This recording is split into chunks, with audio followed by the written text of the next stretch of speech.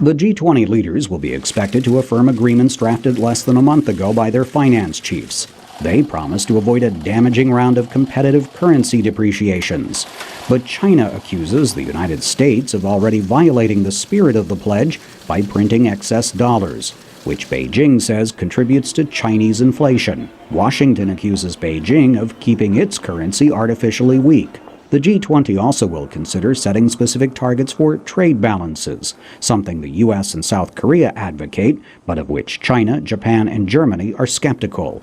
Sun Jie, the spokeswoman for the G20 summit, acknowledges concerns about the group's relevance if it cannot maintain cohesion.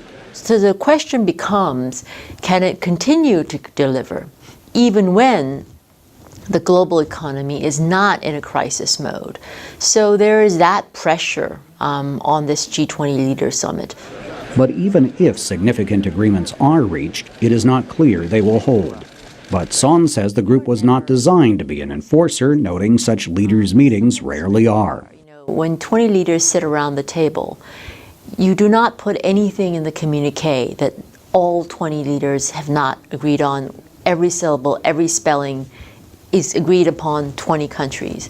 So while there is no enforcer that will go around and make sure that you abide by those rules, it was something that was agreed on together. And that, Son says, leads to peer pressure to keep the pledges. U.S. Secretary of State Hillary Clinton, as she began her latest tour of Asia, noted the value of such meetings to advance free trade.